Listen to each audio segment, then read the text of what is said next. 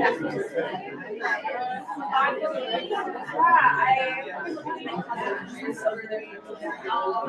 right, I'll get people to take their seats, please. We're going to be starting right on time at 9 o'clock with Scott Shrimp, but in the meantime, I have a couple of words for you. First of all, a land acknowledgement. I'd like to recognize that Dalhousie University is located in Mi'kma'ki, the ancestral and unceded territory of Mi'kmaq. We are all treaty people. And we also recognize that African Nova Scotians are a distinct people whose histories, legacies, and contributions have enriched that part of Mi'kma'ki, known as Nova Scotia, for over 400 years. So thank you all for joining us today. We really appreciate having a lively audience to ask all the questions. And before we get going, a few housekeeping things. Washrooms, there's 2 all-gender washrooms just on the other side of this wall here. And we will have maybe a couple of minutes in between each speaker, so you'll have some time to slip out. We do have catering over the next 2 days, and so there will be treats, coffee, lunch, and then of course we have a party, an after party tomorrow afterwards at the Oxford Tap Room. This is a hybrid event, so we are streaming live on Zoom, and students will be able to see their presentations here. Also I will be monitoring the chat on Zoom. So if anybody online has a question, please do let me know. And if you don't mind, maybe just also typing in the chat if you can hear us okay right now, that would be great. Thank you. So first I'd like to introduce the MAP unit, the Marine Affairs program. First of all, my name is Maxine Westhead. I'm the current director of the program, and very, very happy to be in this job.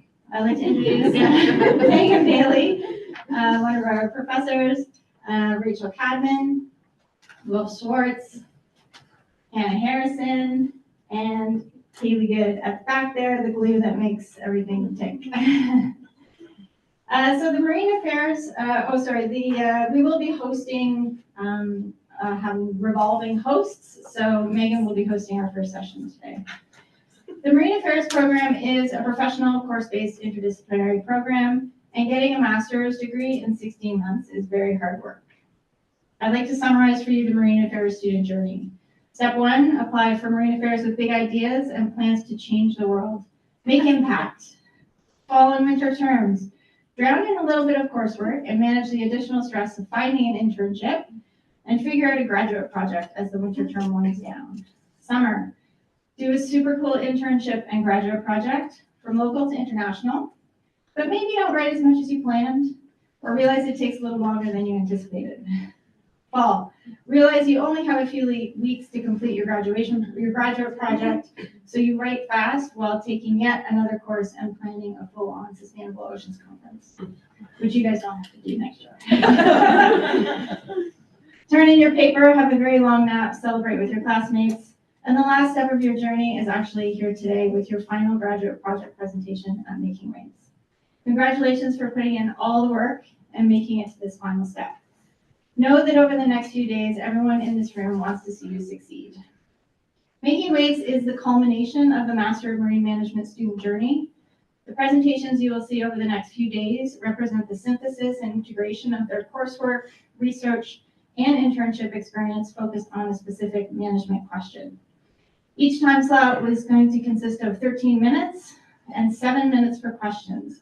These presentations are graded and part of their final mark for this particular course. So how they respond to the questions asked is a part of that mark, so please do not be shy. I think Megan will be giving an indication of 2-minute warning. And with that, I will turn it over to Megan to host our first session. Awesome, thank you very much. Thanks, Max. Good morning. It is my pleasure to be able to chair the first session today.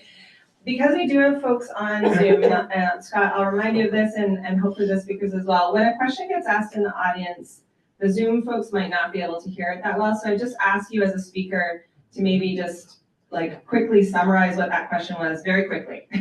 Oh, you're asking about my methods, or you're asking or something, just to give the listeners online a bit of an opportunity to know what the heck we're talking about in this room. So Scott is up first. Come on up. Hey, you signed up for this slot. Scott's going to be talking today about his work on tuna. So tuna today, taking from tomorrow, an economic and policy assessment of Indian Ocean tuna management. See if it's an easy thing. Thanks, Scott. We're gonna actually ask you to pause one quick moment. Okay. We're just trying to change it so the Zoom audience sees the full screen instead of the speaker notes. Oh, I have no notes anyway, so it's okay. Sorry. Well, we planned. Does the mic work? Yep. Lovely. Back of the room? Volume good? Yeah? Amazing. Love the enthusiasm. We might have just clicked on one. Did I just click on the wrong one? Yes. Okay. I also might have changed the screen on your back, I'm sorry. Yeah, let's do that.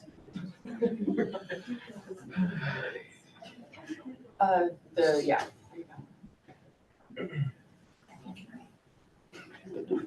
Brenna has that look. Still the same, I think.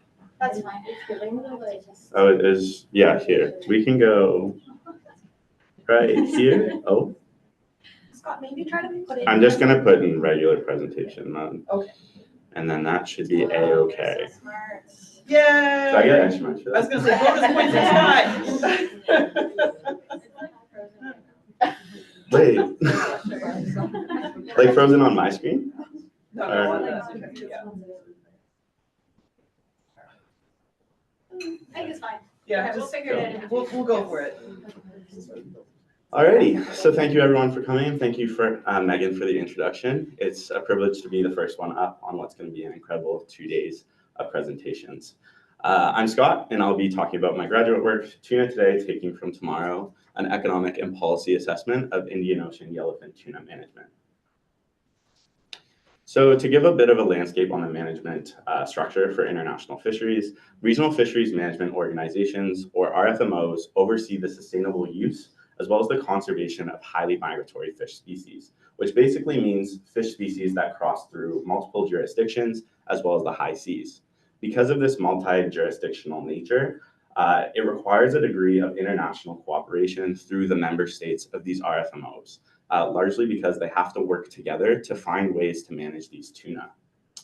These organizations use scientific data to understand fishery dynamics, primarily through things like stock assessments, which allow them to understand biological indicators of the overall fishery, which then inform the conservation and management measures that the member states work together to adopt.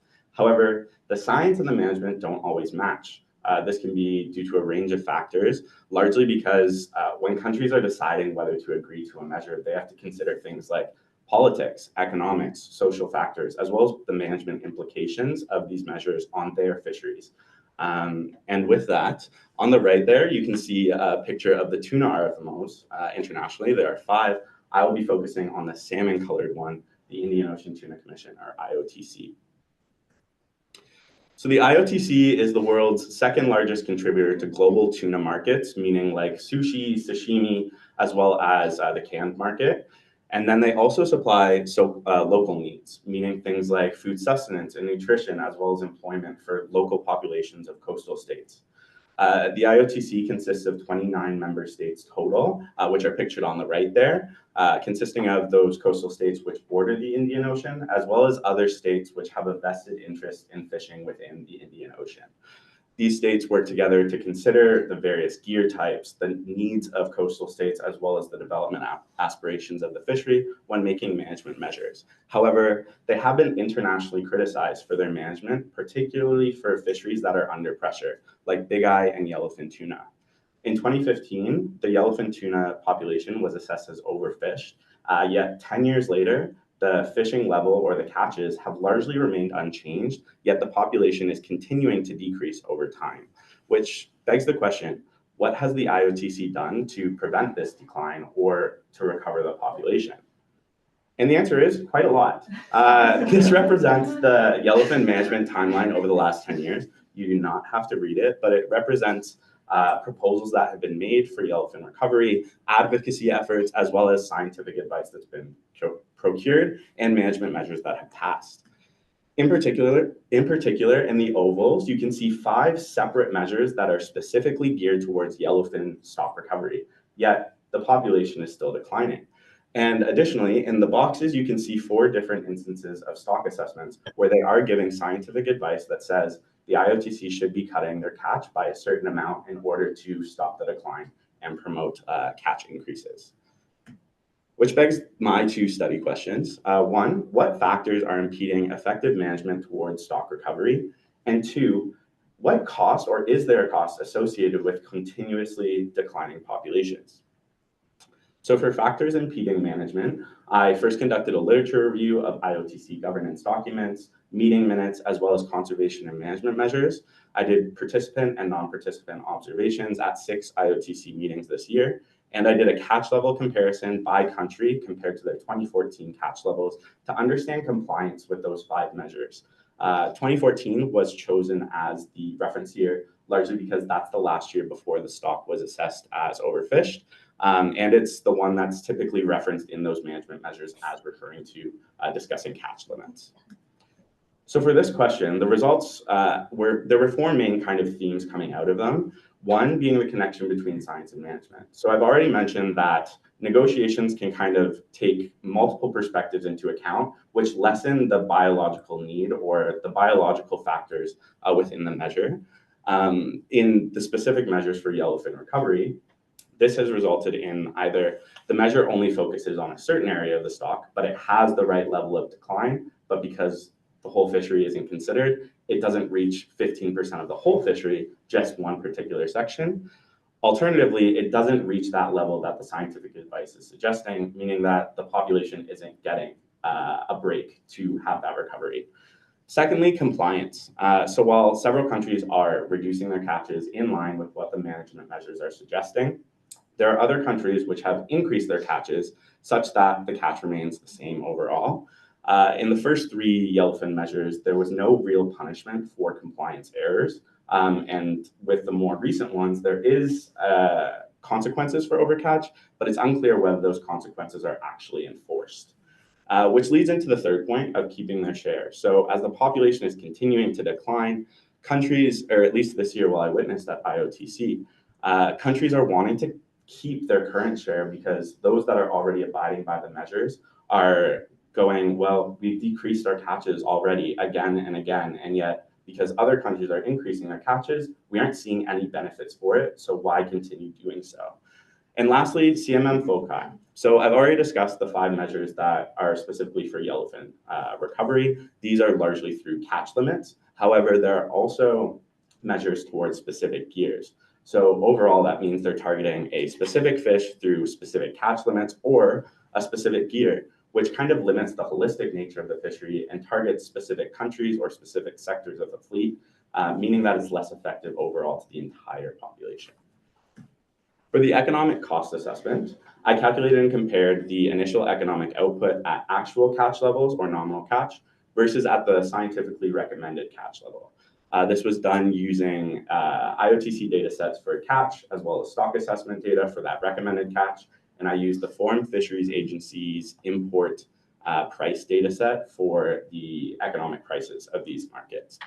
To walk you through a sample calculation for 1 year, I took the actual catch for that year, or the nominal catch. I multiplied it or split it into proportions of fresh, frozen, and canned catches based on the 3 international markets. This was done based on the gear type used to catch those fish. I then multiplied them by the respective price of that market, so fresh, frozen, and canned catches, which then gave an overall value for that sector. Added those together to get an overall value for that year for that catch condition. And this was done from 2014 to 2022. So the results were quite interesting. Looking at the red line, which is actual catches, the value appears to have increased. So despite the decreasing population, the countries aren't really seeing a consequence economically, at least initially, from their continued overcatch of the species.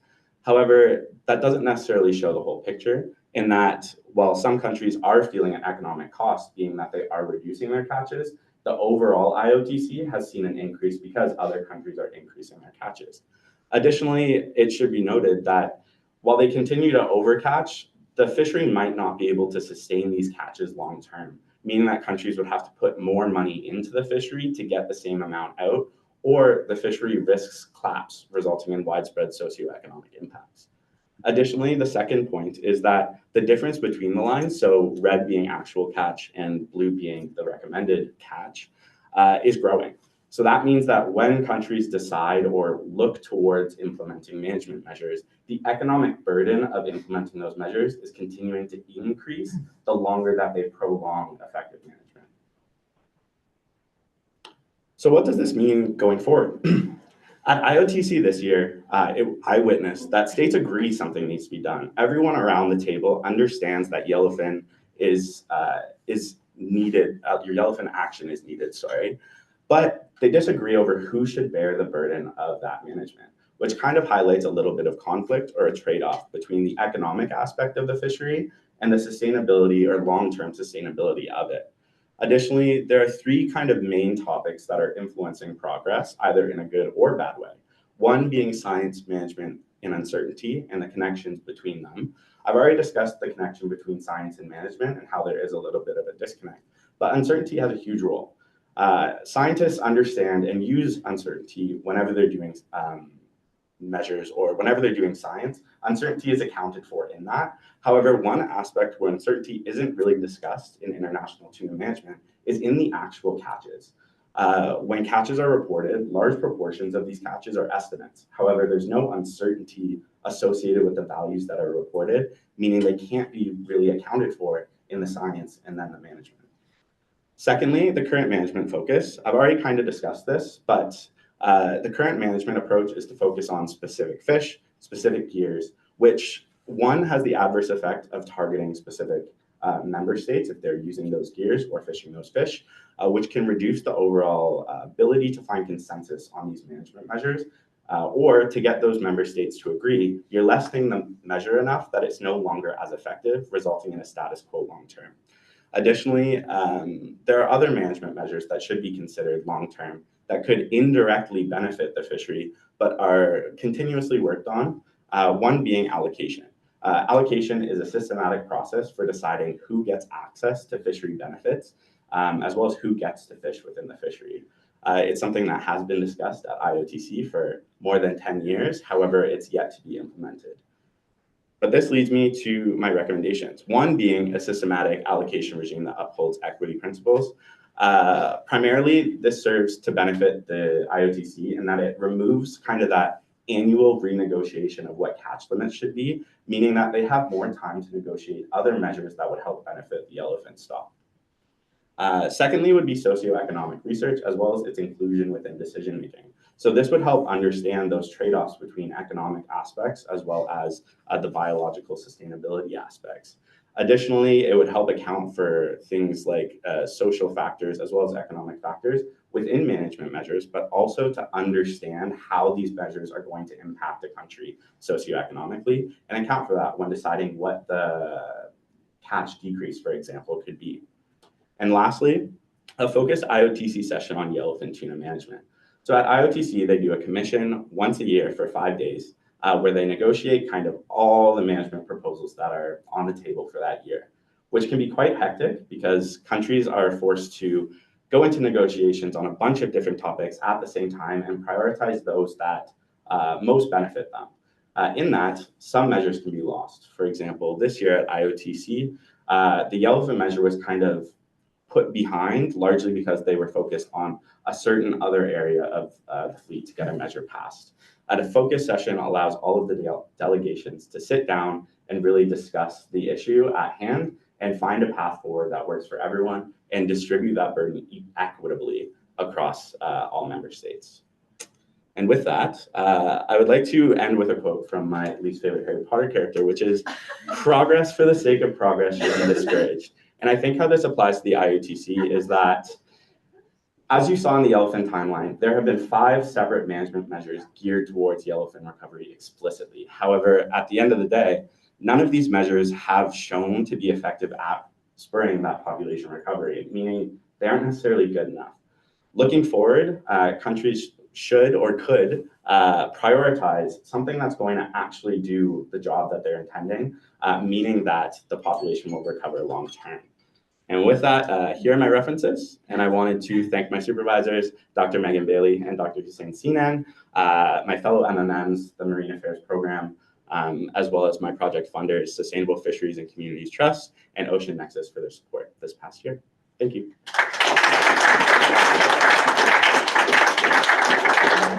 Well done, Scott. Was that Dolores Umbridge? Yes, least favorite. I know. Least favorite. Honor. Well, I just want to give a shout out that Scott's other supervisor is online. So Samantha is joining us online. Okay, we're going to open up for questions, and I didn't realize that the speaker has a mic, so I thought, anyway, so I can run with the mic to my earlier comment about Zoom, but I would love to start with students. As I kind of indicated in 5004, this is a nice time for the newer students to ask some questions as you're thinking about what work you might want to do. So current cohort, outgoing cohort. Yes, Max. Online question. Sure. I like to go to students first, but no, that's okay. I'm sharing this section. Can I come back to that? Is it seated? No, it's Jamie. Oh, Jamie, okay, hang on, Jamie. Hold doors. It doesn't look like there's any student heads, so we might come to Jamie. Yeah, Erling, please. Hold the mic for yourself.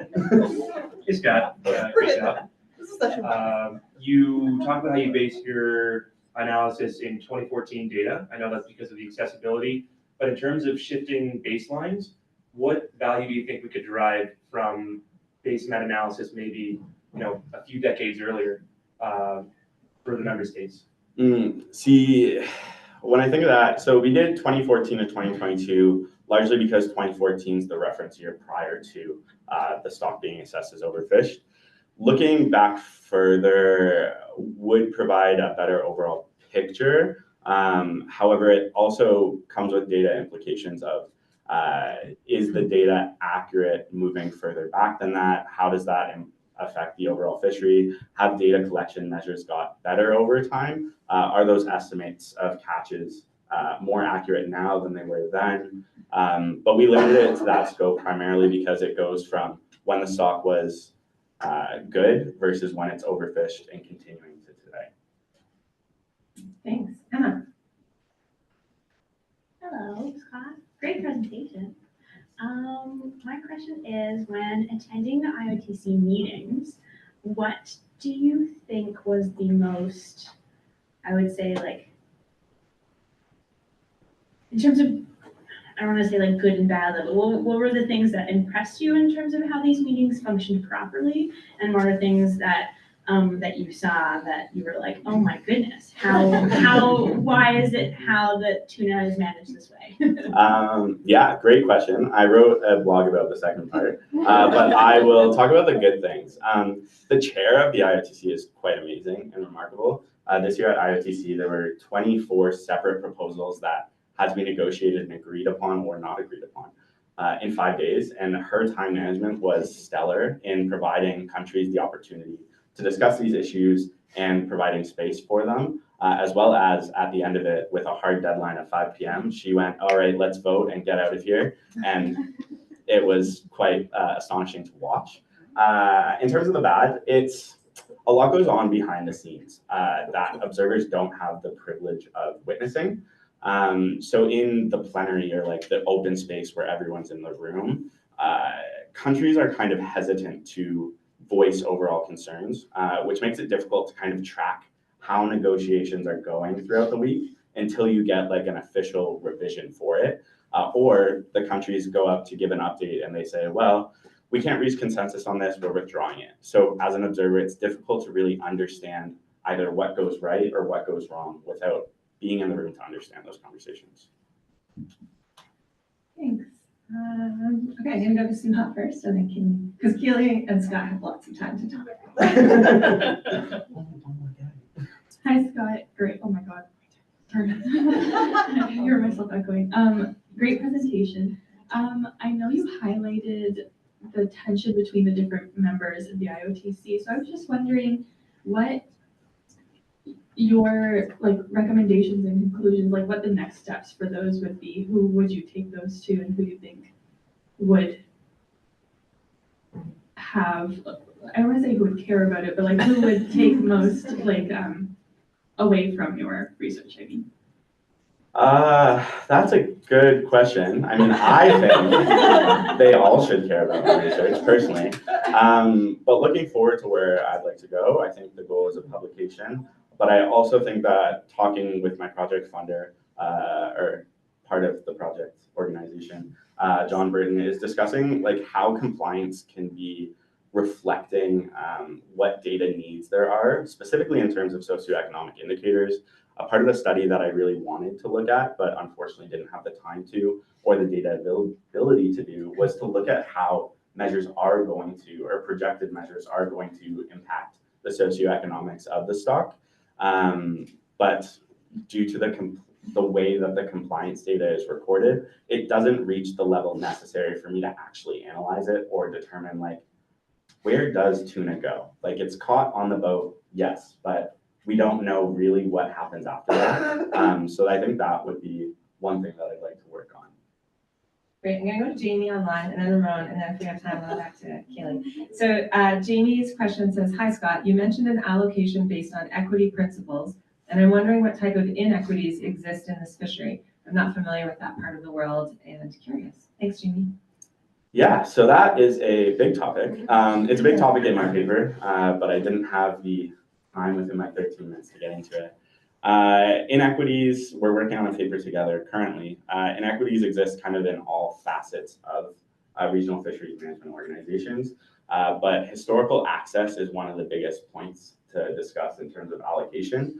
One of the biggest debates right now in terms of what's holding up allocation negotiations is the attribution of historical catches towards either the coastal state where those fish were caught or to the state fishing it. Typically, distant water fishing nation who's invested millions of dollars into their fishery to dominate the catches. So in terms of upholding equity principles, that would mean ensuring the benefits are equitable across all IOTC states, accounting for the development aspirations of coastal states, as well as the needs of coastal states in terms of those social and economic needs that benefit those ones. Thanks, Scott. Thank you, Megan. Your presentation, Scott, is amazing. And the enforcement part of this is mind-blowing, the fact that it's not there. It's probably Spanish are the main reason. Well, I didn't want to say it. No judgment. My question is about the modeling part that you did with the 15 value. The next one, go to results. The blue line and the red line follow directly catches or the catches that we should do. But you are missing a critical aspect of in that assumption. That is to be able to do that. You are keeping something that is constant that it shouldn't be constant. Something constant? In that calculation, you have a parameter that is constant that it shouldn't be if you play by the rules of the market.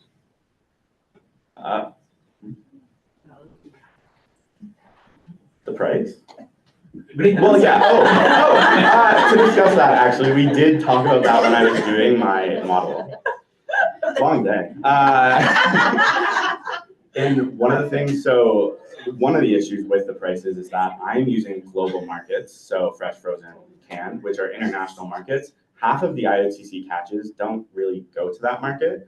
For the purpose of my model, though, I looked at it as I'm looking more so at the comparison between the two lines rather than the specific numbers that those two lines represent. So say 50% is going to a local market, 50% would still go to a local market under the recommended catch level, meaning that if I'm using the same values for both, it's more about how those lines differ than the specific number. Does that make sense? But offer and demand, right? If you're catching less, prices are going to go up. Oh, yes. So you are that, no? Not really? Oh, not necessarily. Not necessarily. Oh, yeah, actually, no, sorry, that's a really important point. As I said, the IOTC is the second largest contributor to global tuna. The largest contributor is the Western Central Pacific Ocean. They dictate the market, they dictate the prices. IOTC, or the Indian Ocean, doesn't have control, not necessarily control, but their catch levels don't influence how the market performs. So if catches start to go down, because catches are performing really well in the the Western Central Pacific, and the stocks are green there, the prices actually wouldn't change. So, yes, sorry, it took me a while to get there, but Thank you, we did it. Scott. Well done. And thanks for all the questions. Family apologies, you can find Scott at the Scout break. Do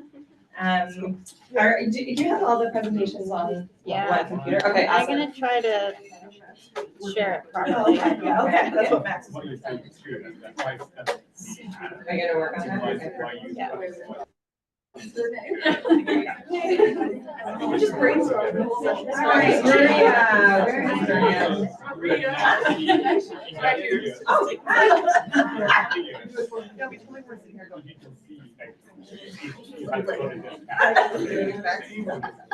It does.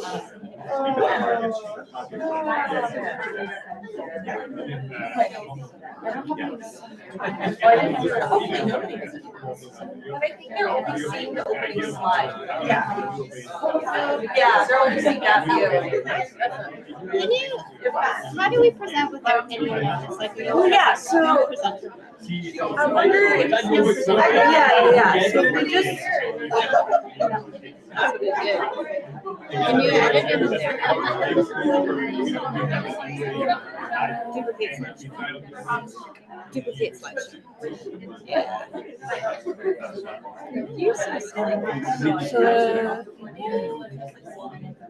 and then I want to, yeah, we gotta go to Zoom. And then we freeze out. Yes, there is. However, it also brings in There you go. Oh, yeah, In terms of like last year, they teach us in terms of finance.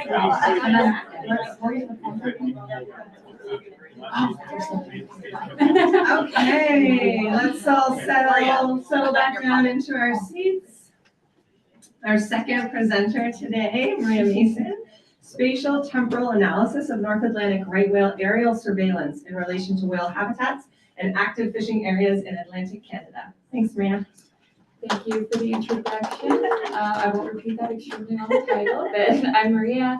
My supervisors for this project were Alex Cole and Dr. Sean Billion at the Canadian Wildlife Federation. So to start off with some background, the North Atlantic right whale is a critically endangered species with less than 400 individuals remaining. There are also less than 70 reproductively active females, and only about a third of the expected reproductive success of this population actually occurs. There's also relatively low genetic diversity within the population. And this whale was hunted until around 1935. And the main threats to its recovery today are anthropogenic in nature, the most grave of which being entanglement in fishing gear and vessel strikes. Around 85% of the population is thought to have been entangled on at least one occasion. As for distribution, this whale is found along the eastern coast of North America, and they typically will spend the late spring, summer, and fall months in Atlantic Canadian waters. Historically, they were found most often in the Grand Manan and Roseway basins, as you can see on this map, and they're designated as critical habitats. But over the past decade or so, there's been a very drastic distribution shift, and they're now found most often in the southern Gulf of St. Lawrence. So the Scotian Shelf acts as a migratory corridor, and the whales are thought to enter the Gulf through the Cabbage Strait. However, there's very extreme variation in habitat usage and timing of usage within this population. So the range at any given time is very wide, and overall habitat usage is very unpredictable. In 2017, there was a mortality crisis in the Gulf of St. Lawrence when 12 whales were found dead and 5 entangled within the Gulf of St. Lawrence. This was due to an undetected distribution shift into unprotected waters, and since this crisis, the Canadian government has implemented several measures to try and protect these whales. These include vessel speed and shipping route restrictions in the Gulf of St. Lawrence, along with fishery area closures following visual or acoustic detections.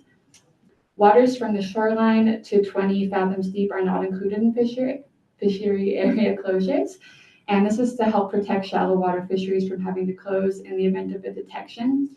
This is known as the Shallow Water Exemption Protocol.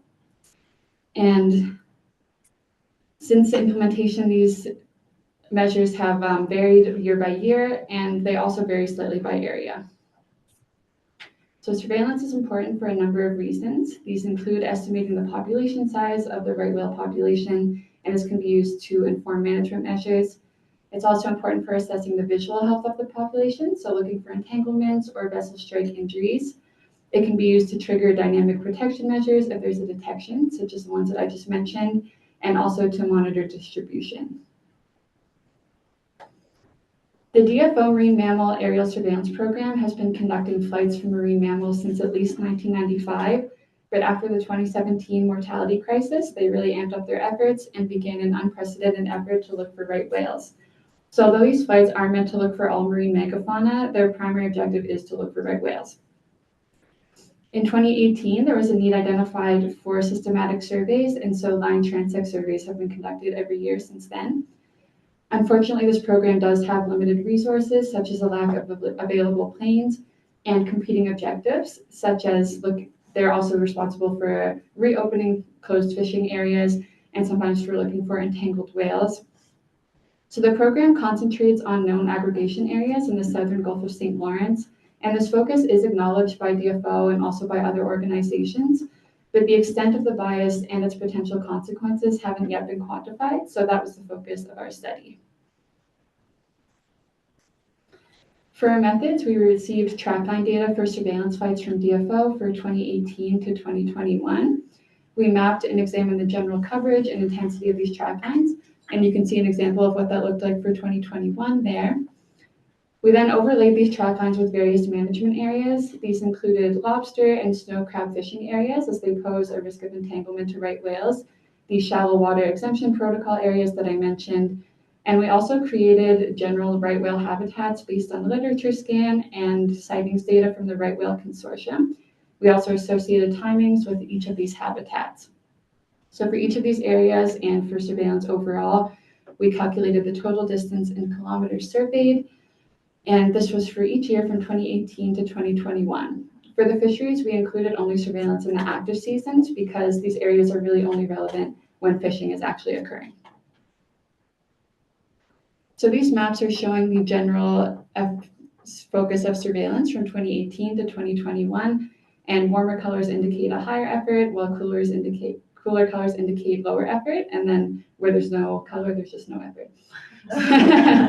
So as you can see, there is a focus on the southern Gulf of St. Lawrence in every year, and the program unfortunately has to alternate between surveying the Scotian Shelf and Newfoundland and Labrador due to a lack of available planes. This figure is showing the total distance in kilometers surveyed for each year. So as you can see, there was a big jump in surveillance for 2020. This was when the COVID pandemic started, and researchers from the States weren't able to cross the border to conduct their research in Canada, and so DFO had to supplement for that.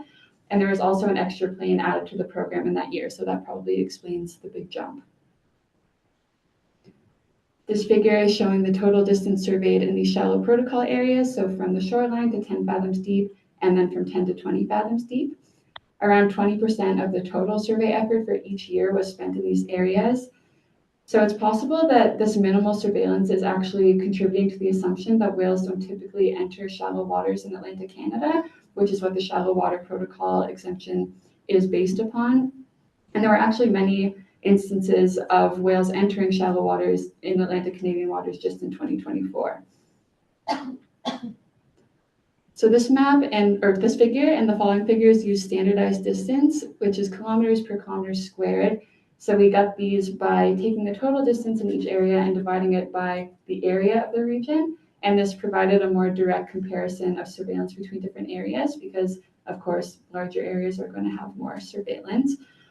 So this figure is showing the surveillance in the general right whale habitats that we defined. The active season represents when whales would be expected in each of these habitats, and the non-active is outside of these months. We decided to keep all of the data for this analysis because it's important to look for whales even when you don't expect them to be in an area, and because the habitats that we defined are a lot more subjective than the fishing areas. So for 2018, there was a more even spread over the habitats in terms of surveillance. And then as time went on, there was more of a focus on the southern Gulf of St. Lawrence. There is very little surveillance in the migratory corridor and also in potential future habitat that we defined near Newfoundland and Labrador. The Bay of Fundy also received quite minimal surveillance, and this is where the critical habitat in Gramanan is located. So although there has been a shift to the Gulf of St. Lawrence, there's still whales found throughout the range throughout most of the year, and it's important in such a small endangered population to be protecting all whales and not just the ones aggregating in one area. And there actually was a very large return of whales to the Bay of Fundy just this year, showing that we really can't predict where the whales are going to be at any given time, and we should be proactive with our surveillance. One of the reasons given by DFO for focusing on the Gulf of St. Lawrence is the potential development of a habitat model. However, I'm not sure that this is the best use of resources because this habitat model would theoretically only encompass one habitat type. And also because the population is so small, a habitat model would likely overpredict where they're going to be anyway, and their range is so wide. So this figure is showing surveillance only in the active season for lobster fishing areas. For each of these areas, we also determined the expected time of whale occurrence. And I don't have time to get into every area, but I'll point out some key results for this figure and the next. So LFA 17 to 27 received the most surveillance, and these LFAs are found in the Gulf of St. Lawrence. 20A received the most surveillance overall, and this is a positive thing because this fishery actually overlaps with expected whale occurrence, so it's good that it's being well monitored. But LFAs 33 and 34 are found in the Bay of Fundy and in the southern portion of the migratory corridor, and these areas also have expected overlap with whale occurrence, and they're some of the most productive lobster fisheries in Canada, so they should be better monitored. This figure is showing active surveillance in the active season of snow crab fishing areas, and there's a similar pattern where there was a more even spread in 2018 before focusing more on the Gulf because it's the same data. So some key results are that focus was mostly on CFAs 12, 12E, 12F, and 19 on the Gulf of St. Lawrence. There was minimal surveillance in CFA 17, which is in the St. Lawrence estuary, and there are actually multiple entanglements in this area just this year, and there is expected overlap with whale occurrence, so I think the CFA should be more monitored. And again, there's a lack of surveillance in the migratory corridor, the Bay of Fundy, and potential future habitat in Newfoundland. So my conclusions are that surveillance is probably not adequate in the migratory corridor, as well as in the historic critical habitats and the potential future habitat that we defined.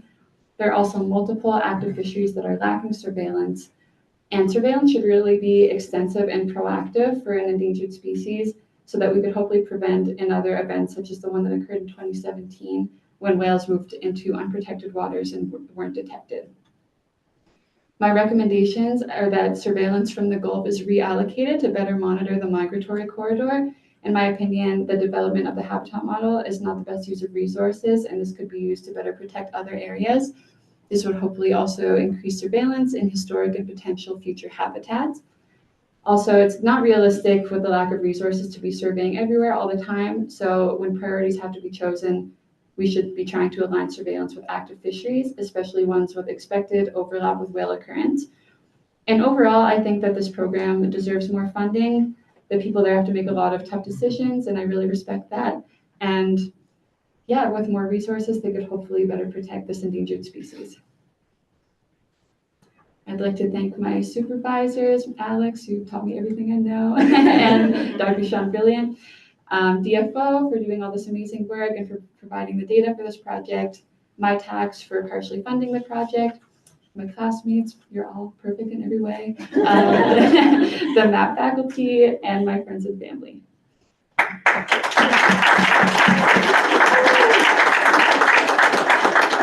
Thank you so much, Maria, and thanks to Alex for the supervision and for being here today. Thanks. Questions? Yes. Well, hang on. I was already asked questions, so I'm just gonna pause for a second and see if there's another student question. I know Georgia likes whales, so Georgia has questions. Yeah. Is there a hand over there? Oh, okay, Laura. Okay, yep. Laura and Laura. Do you know why the Bay of Fundy has like less monitoring? Is there like a compared to is it just the habitat model? whale, or is there other reasons? Yeah, so more whales used to be found in the Bay of Fundy. I know you told me you even saw right whales there when you were a kid, so that's awesome. But they think the main reason for the distribution shifts is movement of prey, and the main prey of the whales is Calanus finmarchicus, of copepod. And so now there just are larger aggregations in the Gulf of St. Lawrence, and so that's where they go to better collect data for the habitat model, because they know that there will be whales there to collect data on. And yeah, basically there's just a focus there, and so the other areas end up getting neglected, and that's why. Thank you. I totally gonna miss this, so if you answered this in your presentation, all good, but you did great. Why did you choose from 2018 to, I think it was 2021 or something? Yeah, so there was the 2017 mortality crisis, and after that crisis was when more measures were implemented, and that's when the surveillance program really amped up, so that's why we chose that, and that's when they really began to focus on right whales, which was the focus of our project. And I actually thought it was kind of funny, we requested data from 2018 to 2022, because that would just be the most available data, and we ended up getting from 1995 to 2021, but never 2022, so hopefully we'll include 2022 in the future. Great presentation. Kind of to build off Laura's question, when the managers or scientists are going to an area they're expecting to find whales and sampling there, do you think that gives an inaccurate representation of the overall population of where the whales could be? Yeah, I think that overall we could be kind of creating like a confirmation bias situation by we just know they're there, so we keep going there. But it's not the entire population that's in this area at any given time. I think it's a third of the population. We don't know where they are at any time. And so we really should be looking all over. There are detections in places like Ireland sometimes, and Iceland and Portugal. And so the range is very widespread. And by focusing only on the aggregations in one area, I think we're neglecting a large part of the population. And with such a small population, it's really important that we're looking everywhere if we can. I have a question. Thank you very much for this presentation. I guess, could you clarify the linkage between the surveillance and the actual management measures that are being implemented? Yeah. The timings that are working? So by detecting whales, that can trigger the dynamic protection measures such as fishing area closures and also shipping speed restrictions. And also just overall determining the range and the population size can help to determine where we should be implementing protection measures. But I'd say the main link is between the dynamic protection measures and the detections. Great, thanks. I'm gonna go to Peter first, and then, wow, questions or comments, I love it. Yes, thank you. That was a great talk. All too short. This whale deserves a lot of attention. You mentioned the copepods. Is there enough work being done on the population ecology of Calanus, of the copepod? Because that's where the whales go, where the food is. Yeah, I am aware of there's a lot of sampling efforts for Calanus, and that's actually how they determined where the systematic surveys would be, was based on prior vessel-based surveys for Calanus finmarchicus. I know they do a lot of work in Grand Manan for sampling, and just any plankton toes are going to be looking for that. What about the Gulf of St. Lawrence itself? Yeah, I've read a lot of papers about the abundance in the Gulf of St. Lawrence, so that's probably why whales moved to that area. But unfortunately, they're moving away from no prey towards minimal prey. They're not moving towards really high abundances, it seems. And so the levels in the Gulf of St. Lawrence might actually not be adequate for reproduction. It might just be adequate for nourishment for one whale at a time. So it's not an ideal situation there either. Great job, Maria. I was curious, I don't know if this is applicable because the whales aren't going into the Bay of Fundy as much, but do you know if the US also has measures when whales are around to close fisheries? From what I read, I actually don't think that they have fishery area closures, but I'm not super familiar with the states. But no, I don't think so. And there's actually a kind of a weird dispute because there's an area near Grand Manan where the states and Canada kind of are fighting over sovereignty. And so Canada can't implement the fishing area closures there. So that's kind of a unique situation. Okay, Ireland, and then Emma, and then I think back to you. Oh, okay, great. Emma. Great, Great presentation. As a fellow Quebecoise from the St. Lawrence Estuary, my question is there a possibility of working across DFO regions to be able to understand, because the distribution is like, we don't know why they're moving to particular areas, and I know that you said that they're a new area around Newfoundland.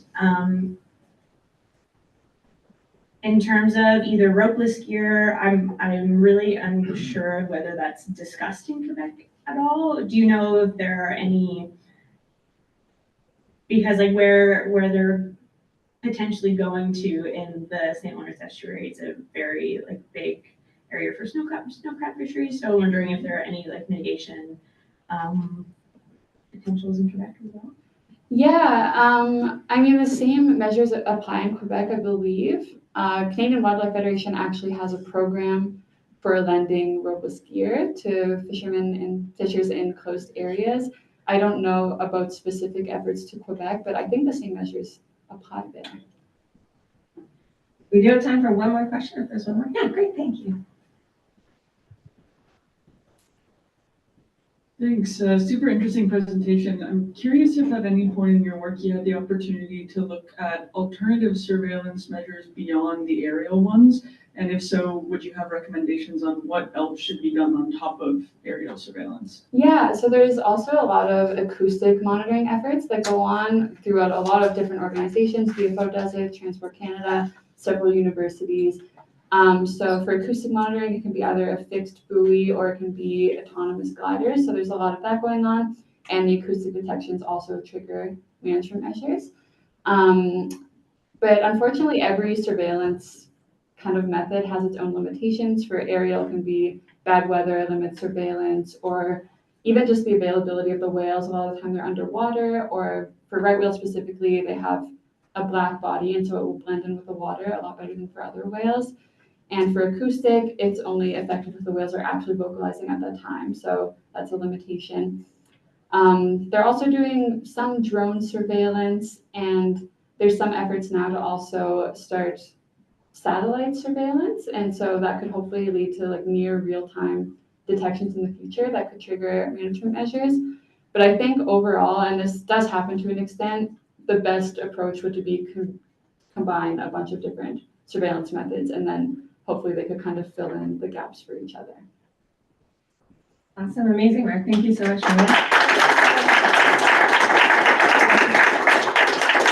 And good luck to Maria tonight at your concert. So Abby Christopher is up next. I'll just turn it off while you get on. You just put that in your pocket, Maria? Yeah. Yeah, you're up until tomorrow, so yeah. You're into like a Oh my gosh, obstacle. yeah.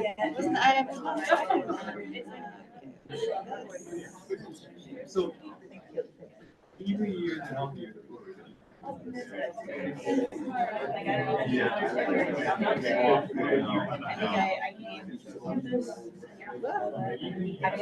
gonna give people 30 seconds to grab a copy of I think you have to start the presentation first, then share the presentation window. You're still sharing the PowerPoint, the notes itself. Yeah. Actually didn't end up doing like 4 minutes because we just yeah. And so that shares screen. oh for sure. Yeah. And yeah. And then go back to Zoom. And I was just trying to look at and like where there was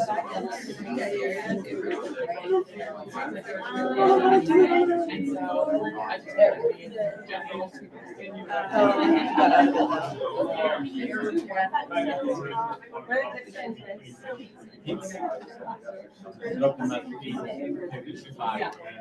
No, that's the PowerPoint window. When you exit it out, it goes to the presentation. So we have to go back to PowerPoint, start the presentation. Oh, I see. Yeah.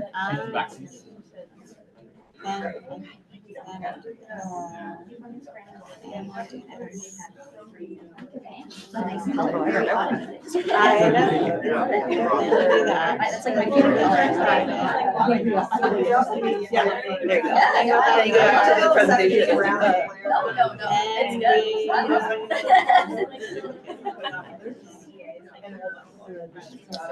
My hand right here is like. Good to go? Okay, if I can ask Back it up. folks to settle down, take your seats again.